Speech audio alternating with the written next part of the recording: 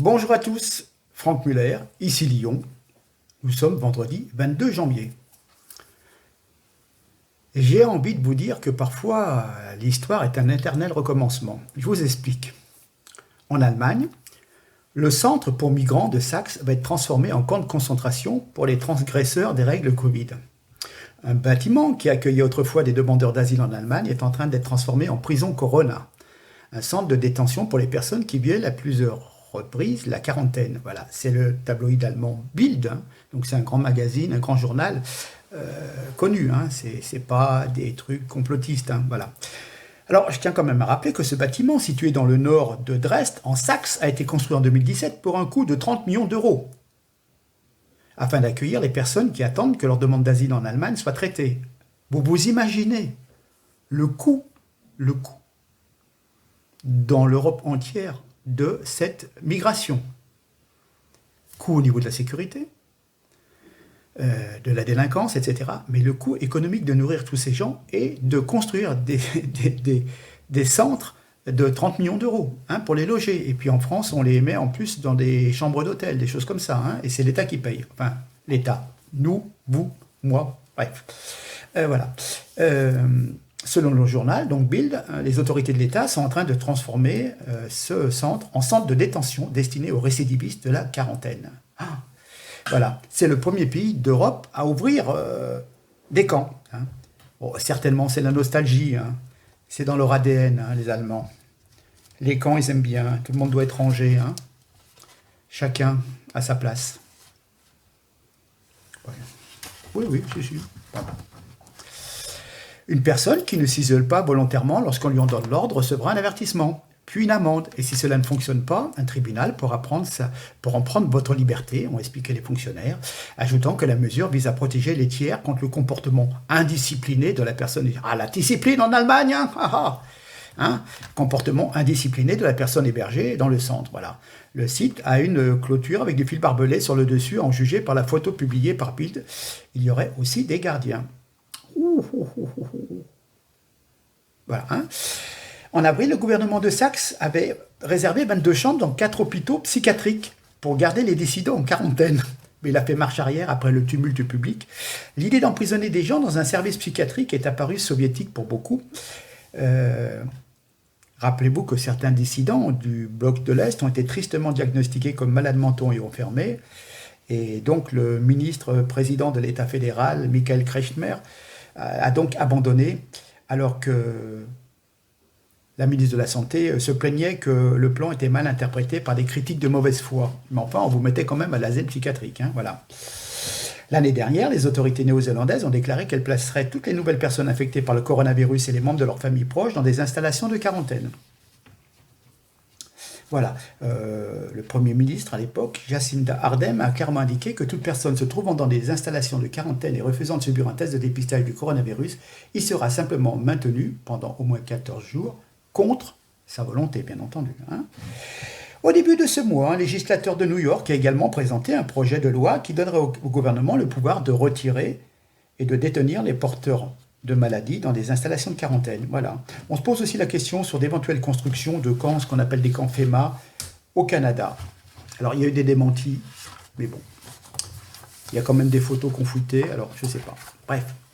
J'en viens aux États-Unis pour vous dire la mauvaise foi. Ils sont tous en train de cracher sur Trump. Je vous rappellerai que le mur qui le sépare de la frontière du Mexique a été créé à l'époque par Obama dans les années 2000 et quelques. Hein, que déjà Biden, quand il était, il y a 20 ans, j'ai des photos de Biden, des images, des vidéos, où il défendait la construction d'un mur pour éviter que les trafics de drogue, les migrants passent. Alors maintenant, il dit le contraire, hein, mais 20 ans avant, il disait la même chose que Trump, en fin de compte. Vous voyez ? Bon. Alors, j'ai vu une petite nouvelle on va parler d'Amazon, mais vous allez comprendre. Comme la distribution du vaccin est totalement chaotique, preuve qu'un gouvernement central est puissant et par définition serait incapable de gérer ce qu'une entreprise peut faire, Amazon a proposé à Biden son aide pour protéger des millions de personnes âgées, les malades, les soignants, le personnel de premier secours qui attendent le vaccin. Donc c'est très généreux et très bien de la part de Jeff Bezos. Petit problème, le vaccin est disponible aux États-Unis depuis le 14 décembre. Mais Jeff Bezos n'a pas proposé de l'aide à Trump. Voilà, la haine est si forte que l'on n'hésite pas à mettre en vie des vies en danger, hein, dans la mesure où ce faux vaccin serait bénéfique. Laissez-moi partager mon doute, hein, mais même s'il y a des gens qui veulent se faire assassiner, s'il y a une chance sur deux pour que ça se passe bien dans les premiers mois, du moins, voilà. Hein. Donc, Jeff Bezos ne l'a pas proposé à Trump. Il a préféré que les gens meurent encore pendant un mois. Et maintenant, il vient proposer l'aide de Amazon pour la distribution, pour la logistique. Voilà. Je rappelle que, pour mémoire, pour le vaccin, c'était pareil. Trump avait promis un vaccin avant les élections de début novembre. Ce vaccin est sorti, mais ils ont retardé l'annonce du vaccin. Et 8 jours après les élections, quand certaines personnes un peu mécontentes ont voté contre Trump, déçues de ne pas avoir ce vaccin, plus tout le reste, hein, bien sûr, toutes les malversations, etc. Et bien c'est là, 8 jours après les élections, on a dit « Ah, on a trouvé un vaccin ». Mais qui a débloqué beaucoup d'argent aussi de l'État américain? C'est Trump qui a fait le forcing pour qu'on ait un vaccin en quelques mois. Il voulait absolument ce vaccin avant les élections. Mais on a retardé l'annonce pour justement le pénaliser et que les gens n'aient pas, si vous voulez, cet effet bénéfique de dire « Ah, grâce à Trump, on a un vaccin ». Vous voyez? Voilà. Et donc, ils ont voté Biden, enfin, pour ceux qui ont voté, enfin, pour l'immense minorité qui ont voté. Et toc. Bien, en fait, vous avez vu, je vous mettrai la photo, M. Bayrou, lui, se promène dans les aéroports, assis tranquillement, sur son fauteuil, en train de penser, sans masque, bien entendu. Le masque n'est pas pour les élites. Hein. Ça montre bien que la protection qu'on peut avoir par les masques, il n'y croit pas.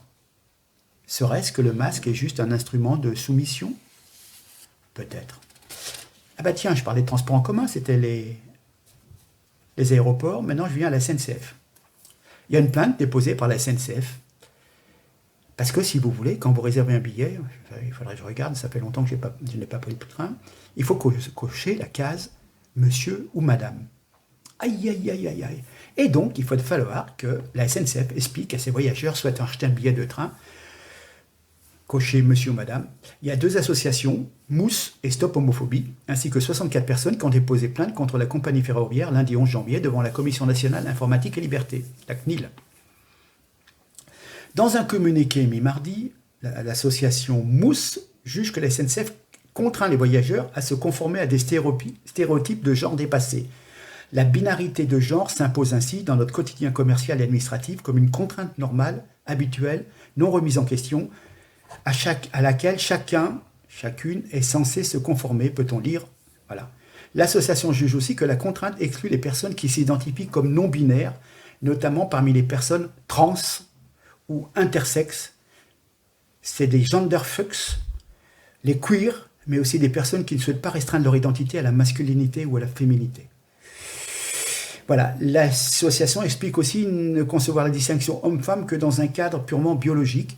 Lors d'une opération médicale, on comprend que le médecin puisse recueillir des informations intimes, notamment biologiques, précise le communiqué, mais lorsqu'il s'agit d'acheter un billet de train, on comprend mal pourquoi la SNCF a besoin de connaître le genre d'une personne qui va poser son fessier sur un siège. Ça, c'est le progressisme, vous voyez. Alors moi, je veux bien, on est monsieur ou on est madame. Après, que ça ne vous plaise pas, que vous vous sentez d'une affinité plus féminine, moi, je ne serais pas le premier à lancer la pierre. Je peux être tolérant là-dessus, dans la mesure où les gens ne font pas étalage de leur diversité. Certains diraient leur déviance. Ce n'est pas mon cas. Hein. Je me doute que ça pose énormément de problèmes et que parfois il y a des gens qui sont très très mal dans leur peau. Donc, je compatis quelque part parce qu'il y a des situations qui sont vraiment très très compliquées. Hein. Mais faire une plainte, faire un procès, pourquoi? Puisqu'à un moment dans le temps, il y avait un papa et une maman. Et c'était comme ça. Et on a toujours fait carte d'identité, monsieur un tel, masculin ou féminin. Et on a un genre naturel. Alors, oui, alors si vous voulez, si je suis un homme, mais que j'aime m'habiller en femme, mais en fin de compte, alors sur le billet de la SNCF, est-ce que je marque monsieur ou madame? Je suis un homme par la nature, mais femme dans mon habillement. Et puis alors si je me suis fait opérer, mais mon bulletin de naissance c'est homme, mais on m'a enlevé mes bijoux de famille, donc je suis une femme. Ça représente combien? Quel pourcentage de la population? 0,00. On va changer un formulaire administratif pour... bon, je respecte toutes les personnes, hein, mais enfin un moment, et puis alors, si l'autre il est bouddhiste, et puis si l'autre il est musulman, et est-ce que le cuir des wagons de la SNCF, les sièges, c'est du cuir? Est-ce que c'est du cuir de porc? Est-ce que les porcs, ils ont été abattus selon le rite halal? Parce que sinon, ça va pas. Et puis, le sandwich au fromage, il a été conservé dans la même armoire que le sandwich au jambon. Mais on va plus s'en sortir. Non, mais faut arrêter, les mecs, hein. Si vous êtes bien tout seul, si les autres, c'est tous des cons, puisqu'ils n'ont pas vos convictions, faut voyager en voiture tout seul, et puis tranquille, hein. Non, mais voilà, après, moi je veux bien, mais enfin, il y a peut-être des choses qu'on qu'on se fixe sur l'homophobie et tout ce qui tourne autour, sur des gens qui vont s'amuser à aller casser la gueule à des homosexuels ou à des transgenres et tout. C'est une horreur, c'est une horreur. Voilà, hein. Mais faire une plainte parce qu'on marque monsieur ou madame, il y a peut-être autre chose avant à s'occuper, hein, avec tous les problèmes de pédophilie, etc., de petits-enfants qui sont à toucher. Bon. Alors, je parle de transgenre. Ah bah évidemment, avec l'administration Biden, la directrice de l'état de santé de l'État de Pennsylvanie, depuis 2017, va devenir la première personne transgenre à occuper une telle fonction. Voilà, c'est un choix historique de Joe Biden, hein, pour son entrée en fonction. Voilà. Il a proposé de nommer Rachel Levine. Alors, je crois qu'au départ, c'était un homme, et maintenant, c'est une pédiatre transgenre actuellement à la tête de la santé. Voilà, hein, hein. Voilà. Elle sera ministre adjointe de la santé de la future équipe gouvernementale. Voilà, hein. Ça sera la première responsable fédérale ouvertement transgenre à être confirmée par le Sénat américain. Voilà. Donc, elle apportera le leadership ferme et l'expertise cruciale dont nous avons besoin pour guider les gens à travers cette pandémie, peu importe d'où ils viennent, leur race, religion, orientation sexuelle, identité du genre ou de leur handicap. Alors, est-ce que l'orientation sexuelle ou le transgenre, ça serait un handicap? Vous voyez, c'est un peu louche leur truc. Non, mais je veux dire, mais puisque les autres, avant, si vous étiez homosexuel, vous n'étiez pas soigné contre le Covid? Non, mais c'est n'importe quoi. Enfin, vous voyez, c'est des effets d'annonce parce que voilà, c'est la revanche des minorités. Voilà, hein. Alors, il faut être noir, homo, transgenre, je ne sais pas, moi. Enfin, vous voyez. Bon, je vous mets. Puis Rachel, hein, Rachel. J'ai remarqué beaucoup de choses dans le nouveau gouvernement, mais je n'ai pas le droit de le dire parce que ça serait mal vu par... il ne faut pas dire... parler de la confession religieuse des personnes qui sont au gouvernement américain. Donc, ça serait pas bien. Ça serait pas bien, puis on me couperait ma chaîne, hein, oui. Pourtant, Trump a bien aidé Israël en mettant l'ambassade des États-Unis à Jérusalem, hein, au lieu de Tel Aviv. Et bien là, avec Biden, c'est encore plus mieux. Mais ceux qui auront compris, auront compris. Il suffit parfois de regarder les noms ou d'aller chercher un petit peu plus loin, mais je ne dis rien. On ne pourra pas dire que j'ai dit du mal de... Voilà. La semaine dernière, on apprenait que pour la télé, il y aurait des primes sur salaire dans le service public pour les journalistes qui parlent de l'Union européenne, parce qu'il faut parler de l'Europe, hein, l'Europe. Vous savez, on veut faire un État fédéral, hein. Fini les États, les patries et tout. Vous comprenez, les gens qui sont patriotes, ils sont racistes, ils sont anti-migrants, et puis c'est pas bien, hein, ils sont haineux et tout. Donc, il faut qu'ils en parlent de l'Union européenne. Donc, on va leur verser une prime sur leur salaire. Ah, vous avez fait 2 reportages ce mois sur France 2 sur l'Europe et tout, c'est bien, on va vous filer 500 boules de plus. Hein, voilà. Qu'ils parlent de l'Europe, hein, qu'ils parlent de la subversion migratoire, des délocalisations, du dumping, hein, de tout ce chômage en plus, de cette technocratie, de cette fuite en avant du libre-échange libre-échangisme même. Mais voilà, hein, de tous ces 30 000, 40 000 fonctionnaires, plus tous les autres qui sont autour à Bruxelles, hein, qui se pavassent là-bas, hein, en se faisant des putes de luxe le soir, etc., avec des milliers d'euros de salaire et de frais. Hein, voilà. Ben, qu'ils en parlent. Là, je pense pas qu'on va leur donner une prime, on va même leur donner une petite lettre de licenciement. Voilà. Bien. Alors, figurez-vous, les stations de ski sont ouvertes en Suisse, en Autriche, en Espagne. Mais en France, le gouvernement estime qu'il est plus dangereux d'aller au grand air sur un téléski plutôt que de prendre le métro bondé. Franchement, de gauche, de droite, de centre, d'où vous voulez, vous soyez même écolo, n'importe. Enfin, écolo aussi quand même, allez, je vous prends même les écolos. Non mais, franchement, vous avez le droit de prendre le métro bondé, et pour quelques milliers de personnes qui pourraient, au mois de février, prendre des vacances, dans les conditions, sortir les gamins, emmener les gamins au sport d'hiver, pour ceux qui en ont les moyens, bien sûr, je sais que c'est des privilégiés, mais quand même, sortir les gamins un petit peu de cet un an de misère et de confinement, et les emmener une semaine à la neige, franchement, vous croyez qu'ils vont prendre un virus, hein, quand ils sont à l'école, entassés les uns sur les autres? Voilà, donc il y a même une pétition que Debout la France a fait, je vous mettrai le lien dans les commentaires. Signez notre pétition pour sortir de cette folie. Voilà. Hein. Alors, Macron nous dit, non, il y a 2 jours, là, nous serions 66 millions de procureurs. Voilà. Hein. C'est-à-dire qu'après avoir tout raté, Macron ose remettre la faute sur les Français. Il ne les supporte plus, hein. Mais qu'il se rassure, vu son bilan, les Français ne le supportent plus non plus. Hein. D'ailleurs, s'il n'aime pas le peuple, s'il n'aime pas être critiqué, mais qu'il s'en aille, hein, on gagnera 1 an et demi. Hein. Nous sommes tous des procureurs, c'est vrai. Nous, on est des Gaulois réfractaires qui ne savons pas traverser la rue pour trouver du boulot. Des gens qui ne sont rien, des illettrés, des alcooliques. Nous sommes un pays sans culture, hein, la France, mais oui. Mais qu'est-ce donc la France et les Français pour Emmanuel Macron? Je vous le demande. Hein. D'ailleurs, j'ouvre une toute petite parenthèse. Les gens qui ne sont rien, qui on vaccine en premier? Les vieux, les handicapés, les gens faibles, voilà, ceux qui ne sont plus utiles en fin de compte à la société. Tiens, ça me fait repenser à l'Allemagne nazie. Vous savez comment on se débarrassait des personnes qui n'étaient pas ariennes, qui avaient des tares, qui étaient handicapés. Et ma foi, eh ben, on les a laissés mourir, ou on a aidé à leur élimination. Hein, voilà. Et bien, quelque part, on en prend tout doucement le chemin, il me semble. Hein. D'ailleurs, il y a une jeune femme là, qui fait des vidéos sur Internet qui en a parlé. Alors, elle a dit que c'était vraiment de l'eugénisme et l'élimination des faibles et des vieux. Hein. Mais, alors, enfin, déjà, on nous propose des camps. On nous propose la piqûre finale pour en sortir. On peut quand même se poser des questions.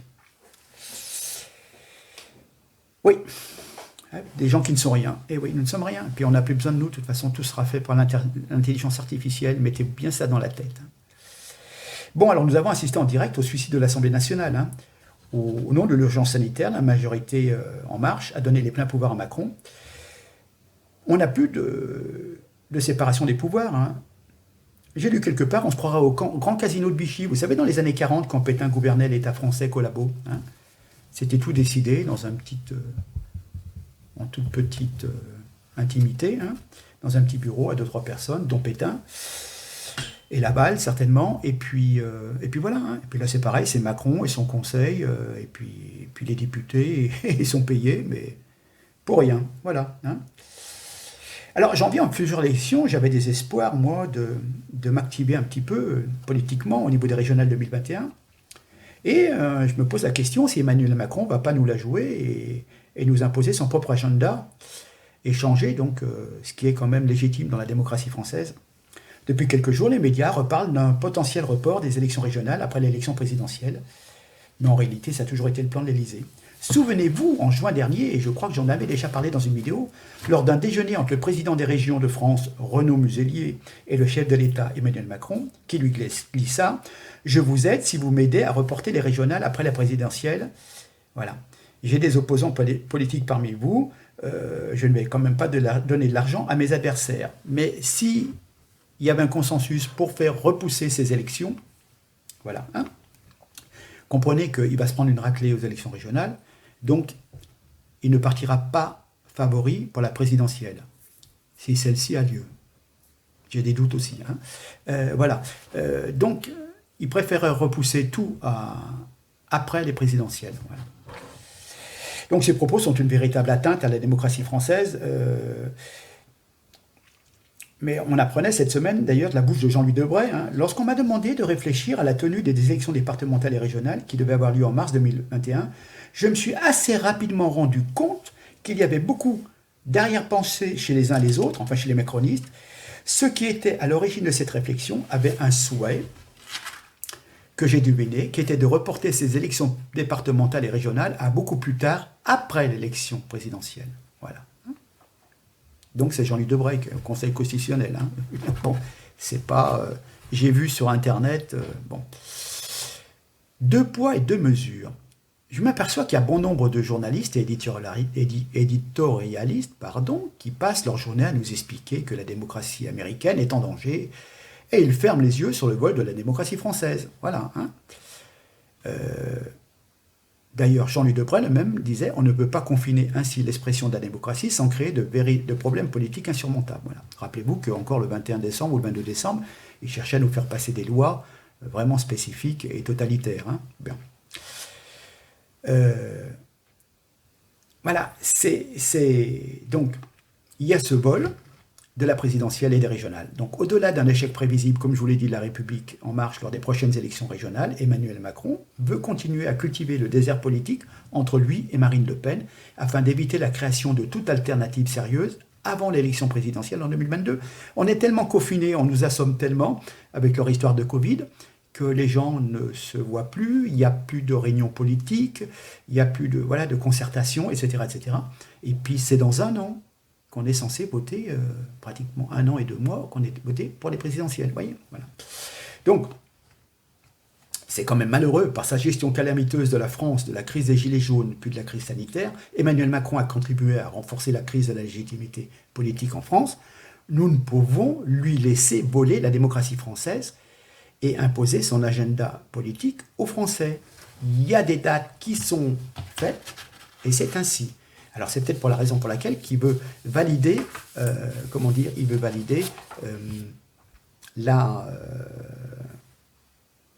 les élections par correspondance, hein, comme ça on pourra encore mieux tricher, comme aux États-Unis. Je vous laisse regarder 2-3 petites images, et je reviens vers vous.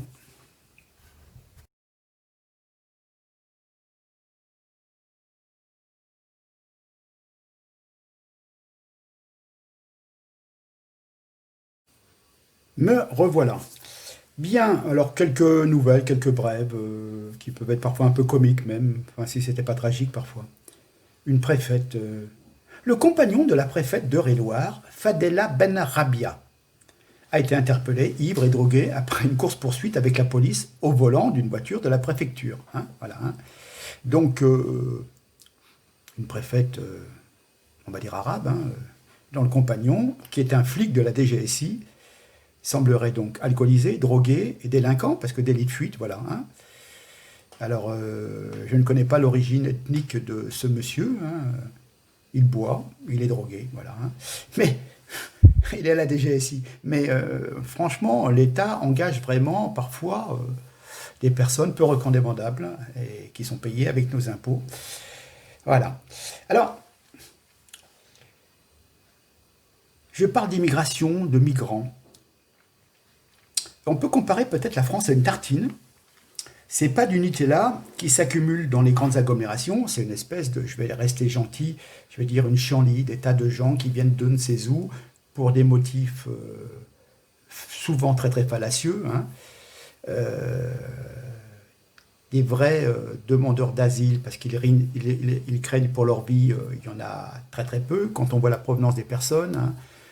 Des Tunisiens, des Marocains, des Algériens, ça dépend des endroits par où ils passent. Vous avez du Bulgare, vous avez... enfin, pays de l'Est, enfin des tas de choses, Roumanie et tout, comme s'il y avait la guerre en Roumanie. Hein. Voilà, hein. C'est tous des gens qui viennent chercher du fric. Hein. On l'a dit, en France, il y a des bureaux où on vous distribue de l'argent. Bon. Ils sont attirés par la France, et puis voilà, c'est... Donc, il y a ce chantier qui s'accumule dans les grandes agglomérations, et donc l'État a décidé. Voilà. Le plan du gouvernement consiste à envoyer 2500 migrants par mois dans certaines régions rurales. Hein. On va multiplier par 25 le nombre de demandeurs d'asile en Bretagne et en Bourgogne, et par plus de 2 en Nouvelle-Aquitaine, voilà, pour délester Paris. Voilà, hein. Donc on va répartir, si vous voulez, la Chanly, non pas sur la tranche de pain comme du Nutella, hein, mais sur la France, voilà. Et donc les ruraux ou les Bordelais ou les Bretons vont aussi avoir leur part des joies du vivre ensemble. Je ne dis pas. Alors M. Zemmour, lui, penche pour une solution beaucoup plus humaine, hein, un peu chère quand même. Au lieu de répartir les migrants par train et bus en France, il faudrait les répartir en avion, mais direction chez eux. Voilà. En Belgique, ils n'ont pas ce problème, je l'ai déjà dit, chez eux, c'est tout petit, et donc les halogènes, les personnes venant de l'étranger, sont déjà partout.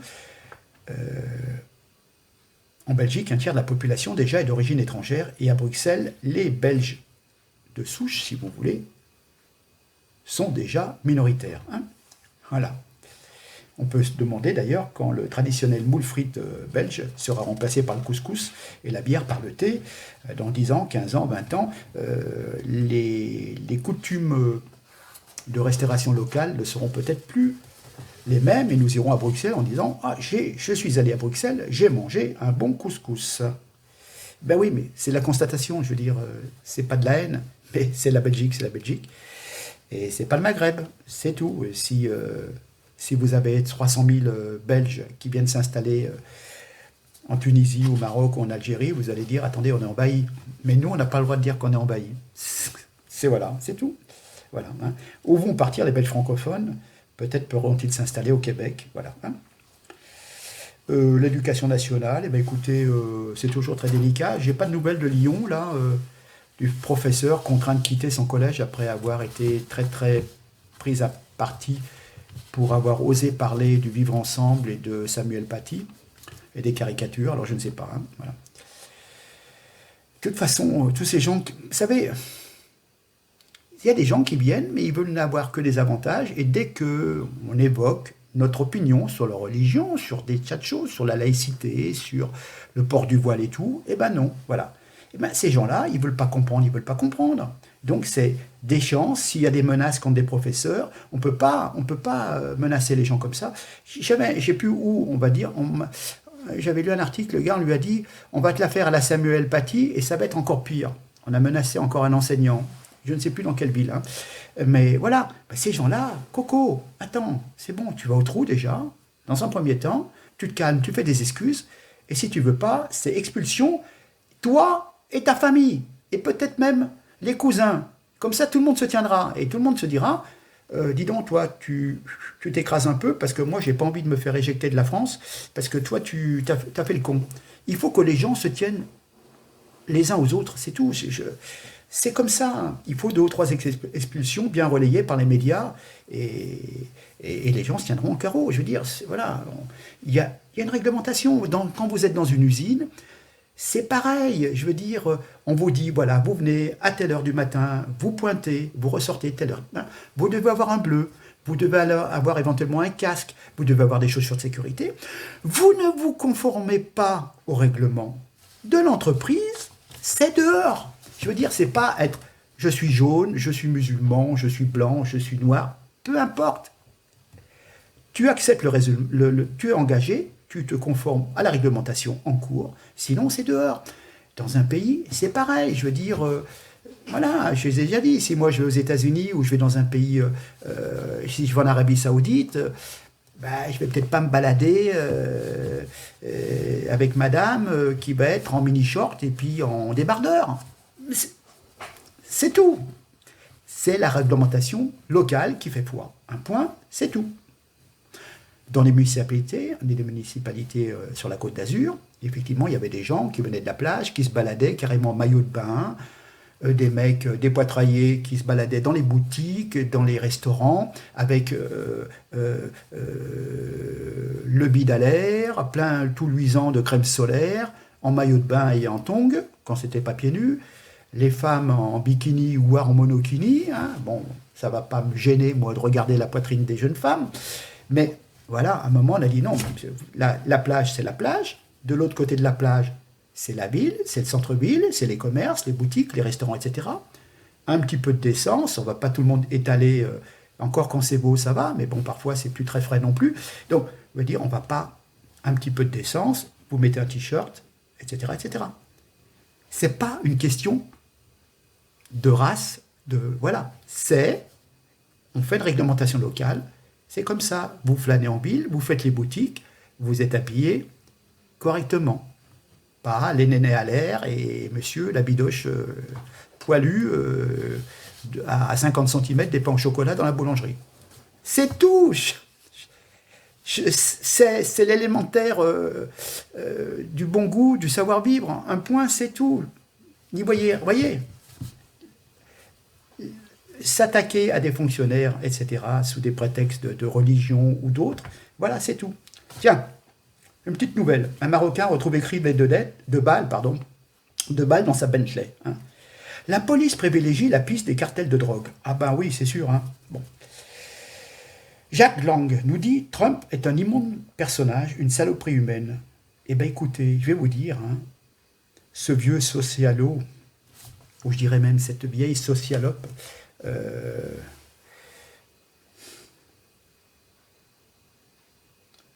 parle plutôt d'elle-même, oui. Ces mots, c'est à retourner sur lui. C'est plutôt à retourner, parce que ce monsieur, c'est quelque chose... Bon. Un copain du Hamel encore, hein, bien sûr, qui n'était pas au courant de la pédophilie. D'ailleurs, il ne connaît pas. Il a dit à l'autre jour sur Europe 1, mais moi, je ne fréquente pas ce monde. C'est un monsieur, il est partout. À toutes les inaugurations, il vient montrer ses différents liftings. Hein. Il est partout, et ça fait 30, 40, 50 ans qu'il est à droite, qu'il est à gauche, etc. Et il joue l'innocent sur Europe 1 en disant « Ah, mais je ne savais pas, Olivier de Hamel avec le fils Kouchner, non, la pédophilie. Ah non, voilà. » Alors que c'est un monsieur qui est connu pour avoir des choses que je n'ai pas le droit de dire, parce que sinon, on pourrait me couper ma chaîne. Voilà. Alors, il y a une dame qui s'appelle Françoise Vergès, militantisme, féminisme et décolonial. Elle nous dit qu'il faut fermer totalement les prisons. Pardon, je m'étouffe. Eh bien, qu'est-ce qu'elle dit, cette femme? Cette femme, c'est la nièce de Sulfero Jacques Vergès, vous savez, celui qui défendait les assassins, les terroristes et tout. Et son père était, ou est toujours maire communiste du Port, à La Réunion. D'ailleurs, je salue, j'ai 2-3 contacts à La Réunion, donc je leur passe un amical bonjour. Et donc, ce monsieur est communiste, indépendantiste, féministe, indigéniste, décolonialiste, et plus si affinité, hein, voilà. Mais enfin bon, les Réunionnais sont pas fous et l'indépendance, ils préfèrent, je pense quand même, être liés à la France. Hein, voilà. On parlait d'expulsion. Alors les Allemands, on a expulsé 26 Afghans. Il y avait 84 flics, plus l'avion aller-retour. Bien sûr, au retour, il était vide, il y avait les flics. Voilà. Ça fait quand même relativement... un peu cher l'expulsion, mais alors si on fait 26 Afghans par mois, par semaine, enfin, bon, voilà. Donc on peut dire, envoyer un article reprise des expulsions de migrants en Allemagne, 26 demandeurs d'asile afghans expulsés voilà, vers l'Afghanistan. Voilà. Enfin, les Allemands, il y a certaines années, une dizaine d'années, ils étaient beaucoup plus efficaces et meilleur marché. Hein. Et c'était dissuasif d'ailleurs. Personne ne voulait émigrer en Allemagne en 1943. Voilà. Bon, une petite nouvelle. Alors, une dame que je ne connais pas, une rappeuse. Mais pour vous dire comme les gens sont relativement frappés. Hein. La rappeuse Azealia Banks déterre son chat mort et cuit son cadavre lors d'un rituel de sorcellerie pour le ramener à la vie. Mais franchement, vous savez, on vous parle du suprémacisme blanc. Mais quand vous voyez des gens qui sont incapables de s'adapter à une vie dans un pays normal. J'ose espérer que son chat ne s'appelait pas Lucifer. Alors, certainement, il y a des satanistes blancs, mais les plus majoritaires, je me pose la question, mais nos amis noirs, mais c'est vrai qu'on a plutôt dire noirs, comment je peux dire, de souche africaine, et encore, il y a des personnes qui viennent des Antilles aussi parfois. Je ne sais plus comment appeler les gens, parce que bon, ils sont noirs, mais on ne peut pas dire qu'ils sont noirs, on ne peut pas dire qu'ils sont nègres, bien sûr. Enfin bref. Bon, les gens qui sont une peau très très foncée croient tous à des foutaises d'envoûtement, de sorcellerie, de vaudou, etc. Et donc voilà. Donc, eh ben, ils déterrent le chat pour le faire cuire, l'histoire de le remettre à la vie. Et ce sont des gens qui parfois sont vos voisins et vous posez des questions. Enfin bon, voilà. Hein. Eh bien écoutez, sur ce... Ah, si, aussi, je parlais de l'affaire du Hamel, de l'inceste, de la pédophilie. Rappelez-vous qu'Élisabeth Gougou, qui est très proche de Duhamel, ça y est, elle renonce à sa mission sur l'inceste. Hein. Voilà, hein, parce qu'on lui avait dit, quand même, c'est tous vos copains, et vous faites une mission sur l'inceste, franchement, vous vous foutez de la figure des gens. Ah oui, je vais revenir un petit peu. L'enseignement d'un côté, l'Arménie, que j'ai déjà évoqué depuis un bout de temps. 2 élèves d'origine turque m'ont demandé de retirer mes propos soutenus par une bonne partie des élèves au motif que j'avais offensé leur culture. Voilà. C'est-à-dire que les petits musulmans préfèrent entendre parler de la Shoah, et encore, ils ne reconnaissent pas la Shoah, mais quelque part, ça les satisfait dans leur haine des Juifs. Mais alors, quand on leur parle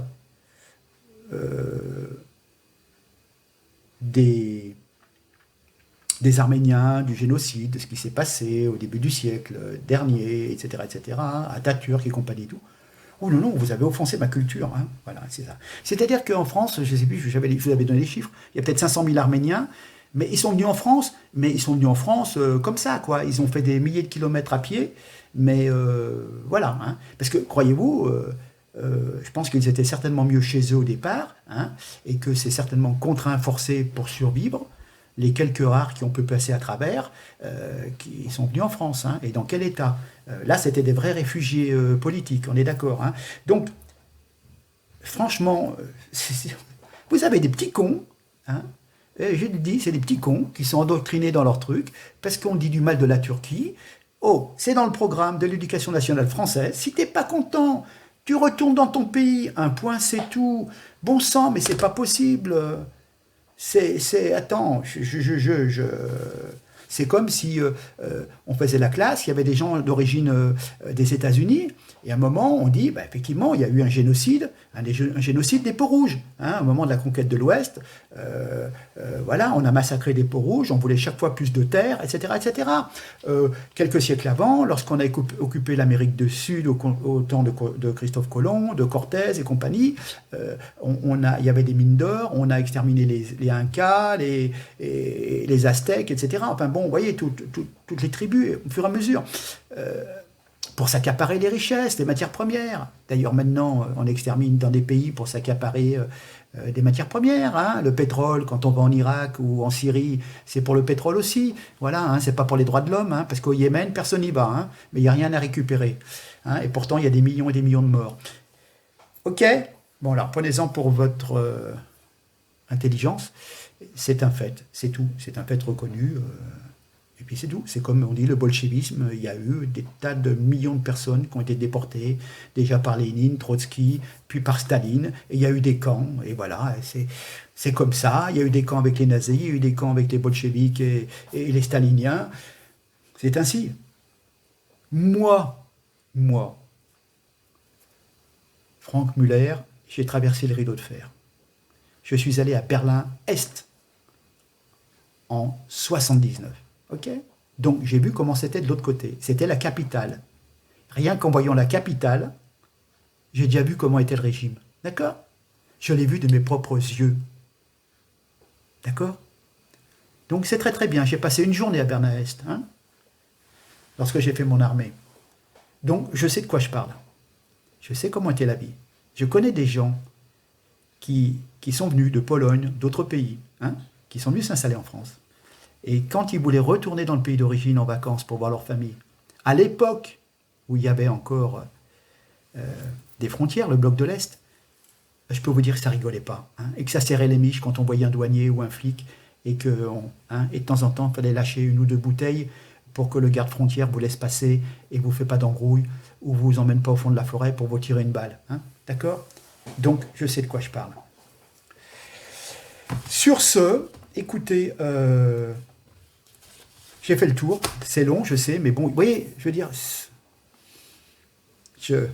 le bon sens, c'est tout ce que je demande, moi, le bon sens, l'intelligence. C'est tout. Je n'ai aucune prétention, vous voyez, j'ai des arguments parfois terre à terre, des raisonnements peut-être pas simplistes, mais vous voyez, c'est tout, c'est tout, c'est tout.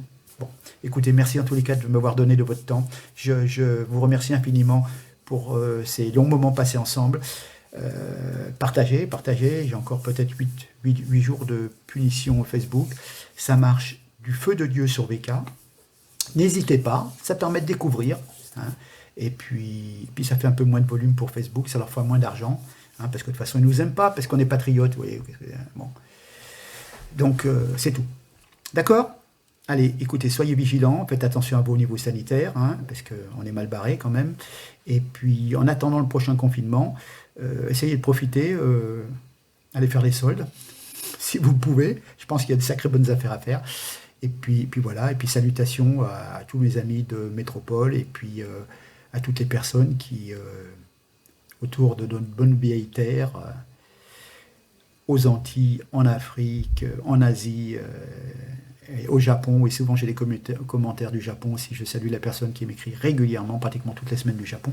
Voilà, donc je vous embrasse tous, portez-vous bien, et puis donc à la prochaine, semaine prochaine. Ça marche? Merci beaucoup, et partagez, je vous en supplie. Merci, au revoir.